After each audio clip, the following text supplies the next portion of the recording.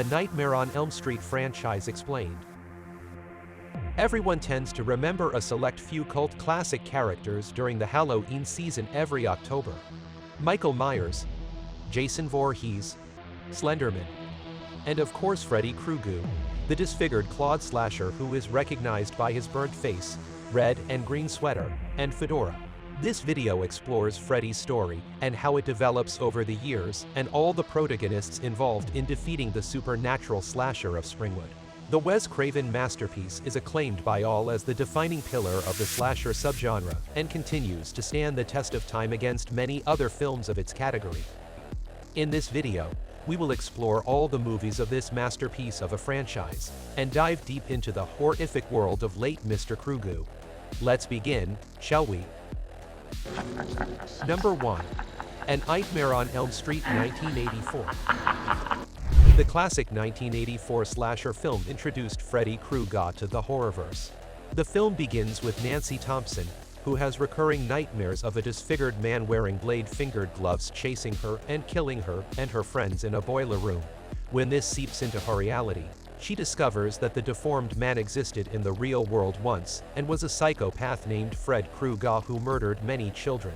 Fred was let go due to a judicial error, which angered the dead children's parents, who then trapped Fred in the very boiler room he worked in and burned him alive. When Nancy watches her friends die gruesomely, she realizes he's a malicious ghost seeking revenge for his death and preys on his victims' fears. Nancy faces him and berates him confidently, and that seems to do the trick as Freddy is rendered powerless and disappears like smoke. The movie, however, ends on a horrific cliffhanger as Nancy and her now miraculously alive friends are trapped in a red convertible with the interiors decorated the same color as Freddy's sweater. Freddy bursts through the tiny window on the door and drags Nancy's mother through it, leaving the audience terrified and curious to see what's next. This film featured the on-screen debut of well-known actor Johnny Depp and is known to be one of the scariest films of the 80s, if not all time. It introduced a unique slasher gore story within a low budget that quickly boomed to cult status. Number 2. A Nightmare on Elm Street 2. Freddy's Revenge 1985. Before we go forward, please subscribe to us. Your small click will help us in a big way to create more videos. Let's continue. The second part of the series picks up 5 years after Nancy's nightmarish battle when the Walsh family moves into Nancy's former house on Elm Street. The teenage son, Jesse, begins having scary nightmares and supernatural experiences which terrify him. He turns to his girlfriend, Lisa, a local resident, and together they learn about Freddy Krueger's past and presence. Jesse feels unhinged from reality and can't tell the difference. Simultaneously, people near him are brutally murdered. Assuming he is the murderer possessed by Freddy, he steers clear of everyone but is slowly succumbing to Freddy's control. For a brief part of the film, we see Freddy in control, slashing people left and right, while Lisa tries to reach out to Jesse's presence inside. She kisses Freddy and taps Jesse's subconscious, which allows Jesse to defeat Freddy psychically. We see Jesse and Lisa on the school bus when Jesse begins to panic, noticing eerie similarities from his nightmares. Lisa manages to calm him when Freddy's gloves suddenly burst through a friend's chest, and the bus speeds into an open space, leaving the audience on a scary cliffhanger once again. The film was heavily criticized for portraying homosexual subtexts. At the same time, scriptwriter David Chaskin aimed to express adolescent struggle with coming out. It caused plenty of controversies and personally affected protagonist Mark Patton to the point where he had to take a temporary leave from acting. The film is complicated, baffling, and not appreciated as much as its prequel. Number 3. A Nightmare on Elm Street 3. Dream Warriors 1987. This film picks up from the original 1984 film and brings us years later after Freddy's apparent death. Kristen's mother admits her to a psych ward to get her to sleep. There, Kristen meets other kids her age who have been experiencing similar nightmares as her. Seeing this, The doctors discuss involving a new doctor in this case when they are called into a room where Kristen is fighting with the doctors trying to sedate her. She catches hold of a scalpel and begins singing Freddy's rhyme. She cannot complete it when someone finishes it, takes away the scalpel from Kristen, and hugs her. That someone is a grown-up Dr. Nancy Thompson. Nancy is praised by Dr. Neil Gordon, who fills her in on the kids' conditions. Nancy visits Kristen's home and finds that Kristen has been working on a model of her old house on Elm Street. That night, she is dragged into Kristen's dream, where she re-encounters Freddy. Soon in the next few days, all the kids except 5 are murdered by Freddy, and when one of them is taken hostage by Freddy, Nancy and Gordon team up to end Freddy once and for all. The film provides the audience with gore and imagination. Deemed one of the good movies of the series, this movie is said to have saved the franchise from flopping after the second film.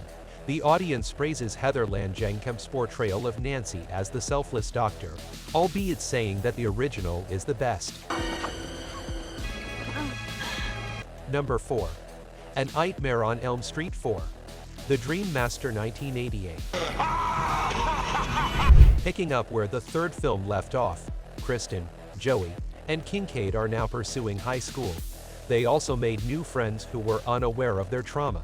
Kristen's nightmares return, and she feels Freddy's presence, so she pulls Joey and Kincaid into one of her dreams, much to their dismay. The next day, Kristen finds Joey and Kincaid missing and finds out they've been brutally murdered. Assuming Freddy's hand in it, Kristen gathers some of her friends and goes to the original house on Elm Street, where her friend Alice reveals that she has similar abilities to Kristen. That night, when Kristen falls asleep and has the usual nightmares, Alice changes them into pleasant dreams. Still, Freddy finds his way into her dreams and fatally wounds Kristen, but not before Kristen transfers her powers to Alice.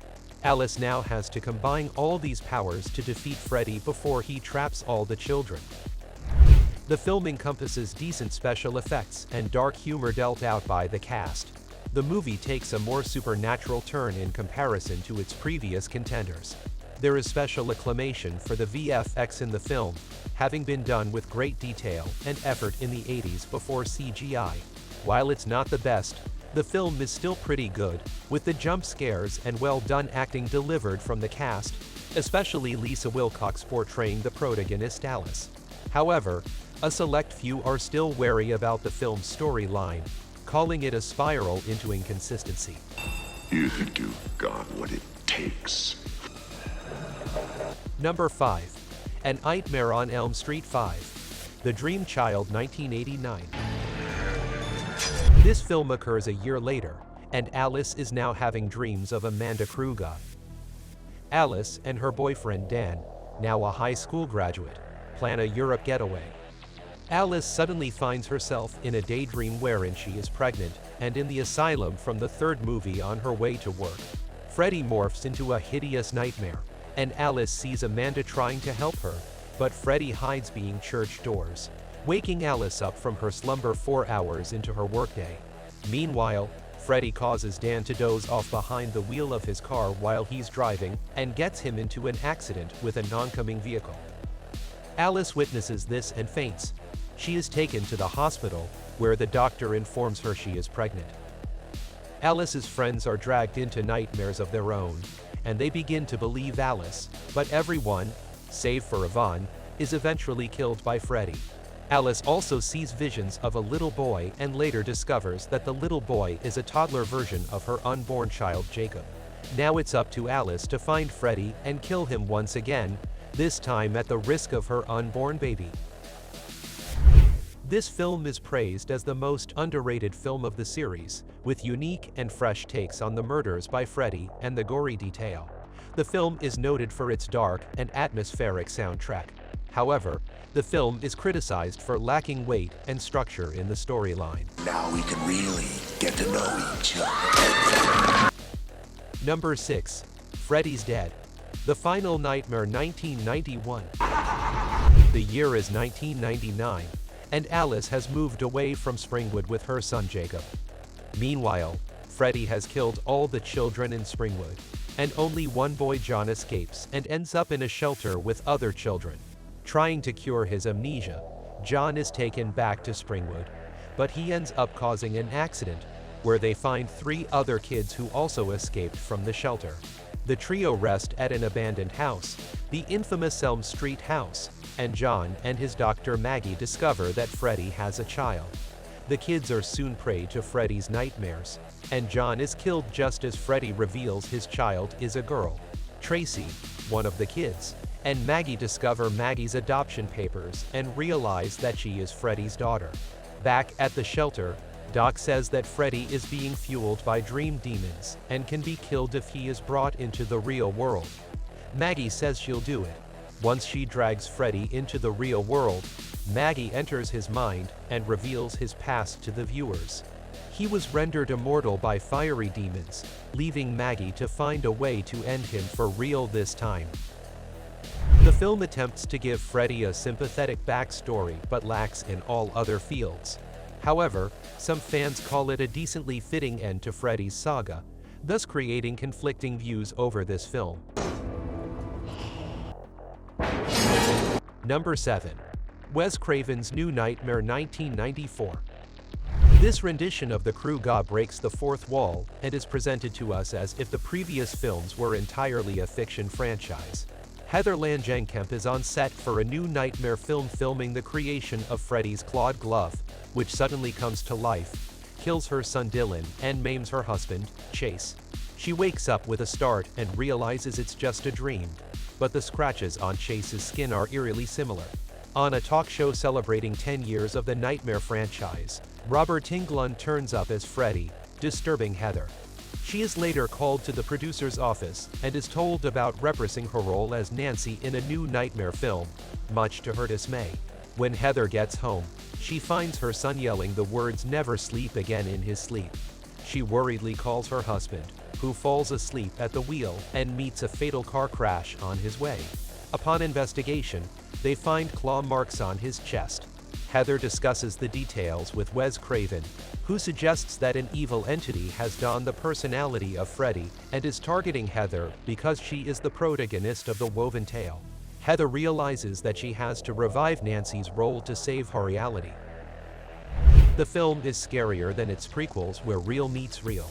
Freddy's brutal and gory portrayal and looks are menacing and closer to what Craven had originally intended, putting it at par with the 1984 original. Number 8. Freddy vs. Jason 2003. The film catches up after Freddy's daughter kills him and Freddy is trapped in hell. He is furious to see the parents awaken from psychosis and make sure the children present there don't remember Freddy. So, he finds another infamous slasher from Camp Crystal Lake, Jason Voorhees, and possesses his mother, who can convince him to go on a murder spree once more, so that the people of Springwood will blame Freddy and allow Freddy to escape hell. While it starts according to plan, soon Jason begins to enjoy his murder spree and begins doing it for fun. This, in turn, frightens the locals, and they start fearing Jason, not Freddy. This angered Freddy, and a select few who remembered him decided that if Freddy were brought into the real world, he would be busy dealing with Jason, giving the locals enough time to formulate a plan to end the both for good, which is precisely what they do. Now, Freddy and Jason are out for each other, and the band of survivors devises a plan to defeat Freddy and send Jason back to Camp Crystal Lake and relieve Springwood from slashers and nightmares. The film is a showdown between all-time slashers Freddy Krueger from Elm Street and Jason Voorhees from Friday the 13th. Fans claimed it was a fantastic and epic tribute to their favorite slashers from the horrorverse. Despite lacking a little in the story section, the film is made up of gore and great special effects. Number 9.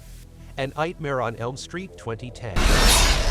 This remake of the 1984 film is directed by Samuel Bayer and stars Jackie Earle Haley as our beloved slasher and Rooney Mara as Nancy Holbrook in the leading roles. Nancy is a waitress who witnesses her friend Dean kill himself in her diner while asleep in this film. Later, His girlfriend Chris is accompanied by her ex-boyfriend Jesse because she was afraid to fall asleep, but eventually does, and is also killed. Jesse rushes and tells Nancy everything, and she reveals her nightmares about a man named Freddy. Jesse is arrested under suspicion of killing Chris, but he is murdered in custody. The deaths are parallel to the set of Friends in the 1984 film. Nancy and her friend Quentin cannot recollect having ever known their friends before teenage, despite their childhood pictures together. Nancy's mother then tells her about a man named Freddy Krueger who favored Nancy above all others and hurt them but escaped before being arrested. Nancy finds that all the other kids in her area have been killed in their sleep. Quentin dreams and discovers that everyone's parents hunted Fred and burned him alive for his atrocities towards the kids, and now he's a vengeful ghost out for revenge. The film is a modern take on the classic Wes Craven tale and is praised for being better than expected by fans of the original franchise. The film's story has twisted psychological thriller content, albeit lacking in special effects. The original series is truly, and well-deservedly, a cult classic, having shown the audience amazingly connected stories of one traumatized man who turned into a supernatural slasher and haunted people's dreams. The protagonists of each film have done an excellent job, and special mention must be given to Robert Englund and Jackie Earle Haley for exceptionally bringing to life the character Wes Craven created with much detail. The remake ought to be praised for doing justice to the original title. This series will make you question if you should sleep, and if you will wake up again. That was all in this video. Do hang around for more awesome content on everything that's movies, comics, and TV. Stay safe, and have a good one.